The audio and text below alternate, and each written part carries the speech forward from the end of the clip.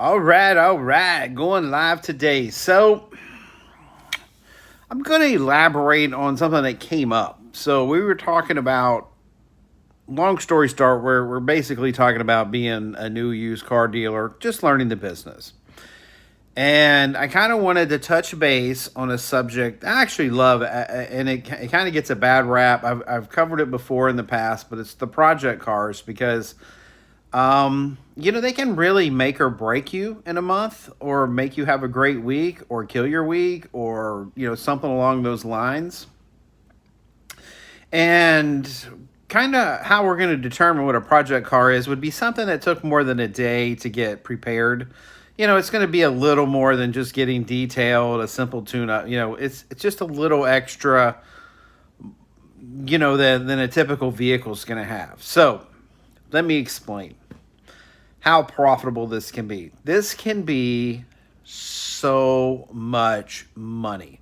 But there's some dangers in the money. Like the money comes at a high risk, but with high risk comes high rewards. So you kind of have to hedge your bets on stuff you can win on. And some of the things that kind of crossed my mind right off the bat, if you had to throw out every type of project car there is, which one would I go for? I would go for one that has mechanical failure. And what I would say, I would class it as like A, B, and C. A being light mechanical, B being medium, C being cataclysmic, meaning engine or transmission's bad. B would be like needing some CV axles or wheel bearings. And an A would be something like this needs something that can be changed off, like an alternator, bad pulley sound, maybe even a water pump, something like that. Head gasket would be a C. So from now on, we'll just kind of say A, B, or C.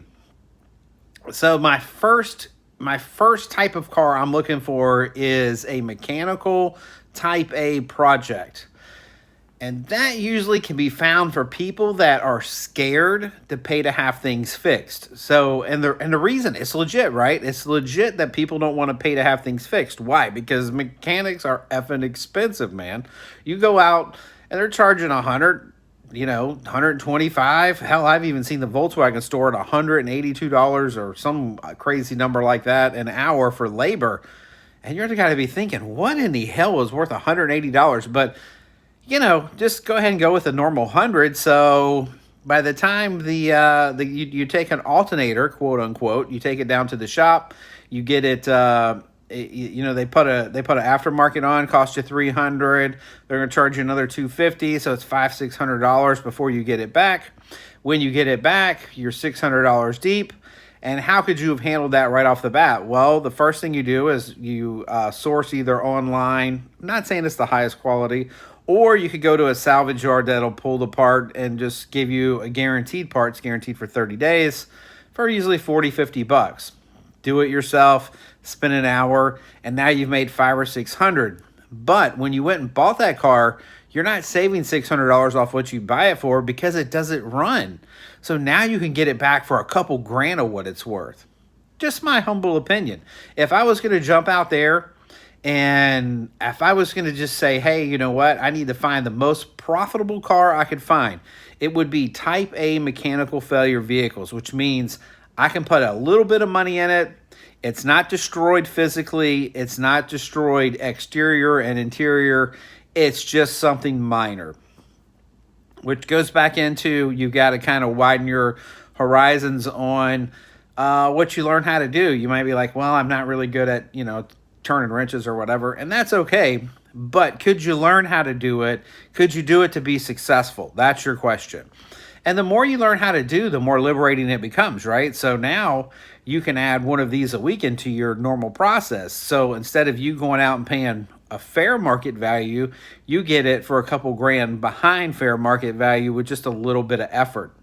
And that really is a key advantage into continuously winning on buying and selling cars. A couple other ones that you can really win big on, but it all comes down to specialty. So let's just say your brother is a transmission rebuilder. I'm just throwing that out there. Somebody really close to you is a transmission rebuilder, and they're like, hey, man, every car you buy needs a transmission. I'll do it for $500 or $600 because that's what the kits cost, $500 or $600. So you go buy a 13, 14 model something, that should normally be a $5,000 or $6,000 car, and you pick that thing up for $1,500, and your guy's going to do it for $6,000. Are you kidding me? Do that deal all day long. Put some salt and pepper on it and just eat it, man. That's the way to go. That is the way to go.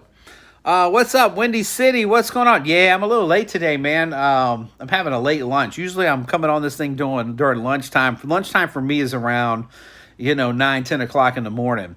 Because I get up around 5. So I'm usually kicking it. But today I got a little late because I had to do a gym cycle thing and some other stuff. But anyway. So back to that project thing. I like type A mechanical failures. I will go type B and C. It just depends on if it's worth. And let me give you an example. Let's say you could get like I was saying, a late model, 4 or 5 year old car with a blown tranny in it.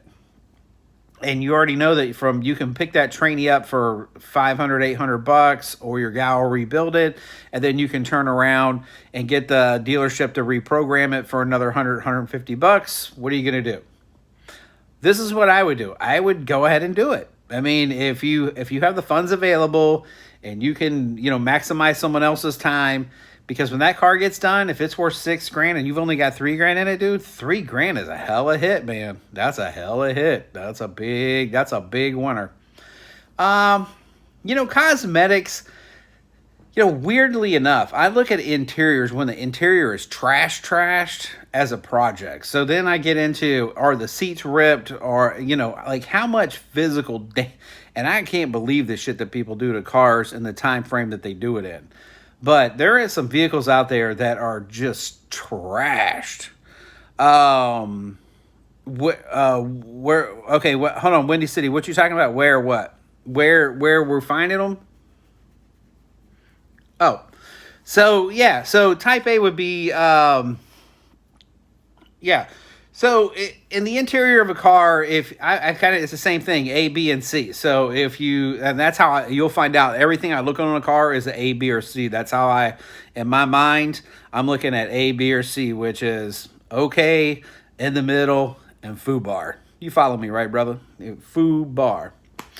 And, anyway, so that's how I look at it. So interior, if the seats are ripped, I always take a deep breath, because you can find them if you can find the right color at the salvage yard. If you can't find them at the salvage yard, it becomes a pain in the ass. Everything becomes a pain in the ass in interior if you haven't got a matching car to get off of, because it's just a pain to get all that stuff. And then, of course, if the carpets just look like somebody died in them, you have to pull the seats, pull the interior, pressure wash it. You got to do the whole craziness that comes with that, which is a lot of extra work. Then if you get into like anything that's interior-wise broken, like a window, I would think it's something simple. A ripped door panel, I'd be like, it's cheap to fix if you can find one. So that would just be how, rare the car is. A busted dash is a pain in the ass. Like, if you get a busted dash car, like the Dodge trucks had them where they would just disintegrate. You just look at them and they'd just be so brittle. The Mitsubishi Eclipses were the same way. They just have the crushing dashboards. Those things are major jobs, man. They're $200 or $300. And even though the car's a good deal, unless you can sell it like it looks, I just wouldn't even mess with it because of the amount of time that's involved with it. But anyway, that's my 2 cents, my man. I don't know what else I can add to the project thing other than I would probably keep a good mix. I'd probably say, all right, I'd probably keep 1 good project going, maybe 2, 3 if you're pretty industrial. Like if you can keep on top of things, I'd keep 3 of them going. And I would have a minimum of 1, probably a max of 3. And then it would be something I was doing over and above my regular inventory. I wouldn't keep my regular inventory in motion. I wouldn't keep my regular inventory from rolling. I would just keep it going. And I would prioritize my time in my primary inventory and then my secondary time. Because once you got your regular group done, then you've got time to mess around with the other stuff. So it's all good. It's all good like that, man. All right, you guys got any questions about these things? And some of my favorite ones, I love bumper covers. I've told you guys that before.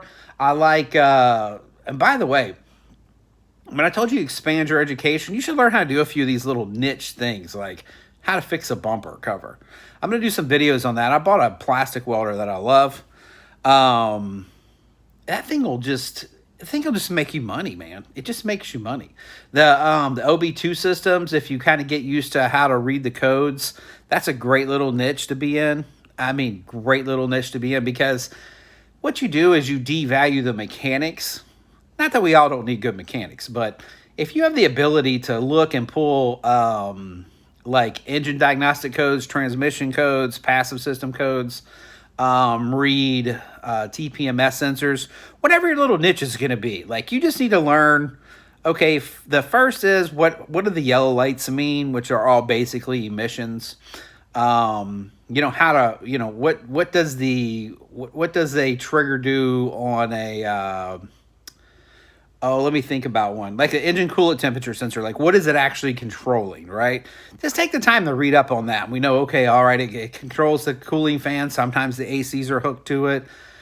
And so it really becomes easy to diagnose, like, do you have air pocket in a car that somebody's recently done the radiator on? Now somebody thinks it needs a head gasket. Like, can you figure out, does it need a head gasket, or is it just hot air in the car? Well, one of the first things you do is turn the heat on. If the heat's ice cold and it doesn't get warm, you've got air in the system. Boom. Not saying it don't have a head gasket, pretty good chances it don't. Like I said, the bumper covers are such an easy fix. Learn how to touch up some paint. Like a scratch on some paint is super easy. Once you learn how to fill it in, backfill it in, and buff a little bit, you can take care of scratches for days, man.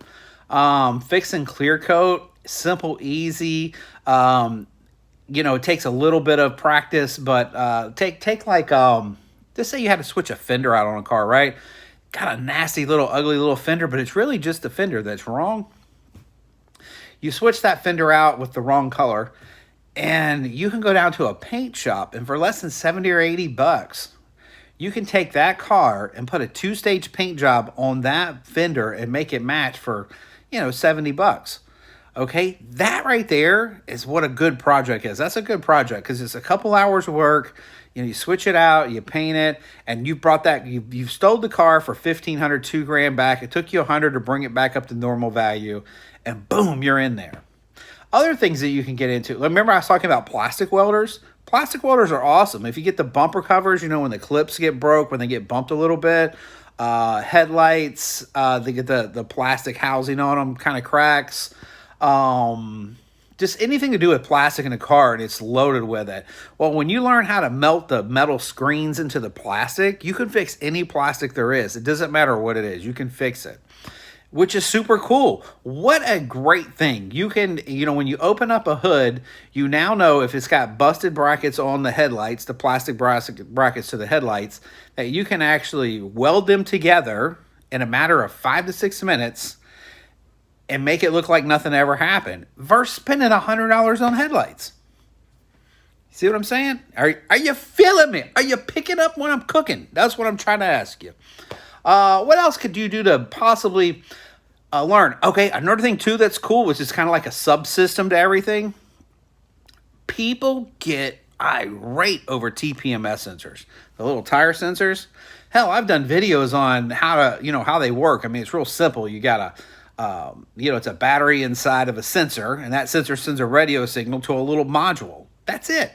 So if there's a problem in the module, it'll just flash really fast. That means it's lost complete communication. And if a TPMS lights up and stays solid, it's pretty much just low air pressure. You know, people can't get that because they don't have the little cheap little system it takes to check the TPMS. That's such a cheap way to bring value to vehicles. So you could be like, hey, this is all in your favor. Hey guys, it takes $200 or $300 to fix TPMS. It takes $1,000. I can't pay you $5,000 for this. I got to pay you $4,000. And you have the ability to fix it for $50. It doesn't matter what it costs you to fix it. It only matters what it costs them to fix it. You're picking me up here. Another thing too that is real easy to work on that a lot of people kind of are really just like have issues with is like cooling systems. People get like so confused about cooling systems. You can literally go down to any parts store and buy a chemical dye, and you can do a color test on any car's exhaust. I mean, on the fluid, the radiator fluid, and you're gonna know whether she's got head gaskets, right? Head gaskets, if you can fix it, great. But I'm just saying, let's pretend like you're not that level. You can test this stuff. Well, if it doesn't test positive, if it just says it doesn't have any exhaust in it, you can still buy that car like it has head gasket issues because you're not 100% sure. You following me? Like, it's not up for you to tell them, what, if someone's already diagnosed the car with head gaskets. I do this all the time, buy them continuously. That's just a bad diagnostic. But that's the kind of thing that you need to learn for your little projects, right? You need to be able to test that coolant. You need to be able to test the AC system. A set of gauges cost you $80. You'll know everything you need to know about that AC system. So there's little things, man. Tpms, OB2. You just kind of pick what you want to learn about, and you just keep learning, man. You just keep getting better and better and better. You just keep going after it, and you will nail it on the head, man. Your profits will steadily go up. The more you know, the more you'll make. Period. End of story. But that's my little session on project cars. I was thinking about later today doing a little test drive. I've got to check out a Trailblazer. I might flip on live while I'm doing that if you guys want it, and just see what's up. I mean, you can kind of see me checking one out. I don't know if you'll learn anything, but maybe it might be interesting. Maybe you'll pick something up that you don't do, or maybe you can tell me something I should be doing that I'm not doing. I don't know. Meanwhile, man, nothing but love from the RVA. We'll see you cats on the next. Well, actually, tomorrow. Tomorrow, I'm heading out of state. I'm gonna go do some investing. A little project I got going on with snakes. Can you believe this? I'm in the ball pythons. Remember I told you guys you gotta have the cars. The cars make the money, but what you do with the money after that, it's more important than making the money. So I'm gonna take that money and I'm gonna invest it into ball pythons. It's one of many things I'm into, but I'm gonna be getting a pretty large purchase tomorrow. And maybe I'll hit you while I'm on the road there. And we can talk about, how about we talk about diversifying and investing tomorrow? I like that game because it's all free money. We love free money. If you're in the car business, you love free money. That's what that should be our name. It shouldn't be used car business. It should be the free money business because that's what we like. All right, man. Peace out, you guys. I'll see you tomorrow. Actually, might see you in a little while if I do that test drive. All right, peace out.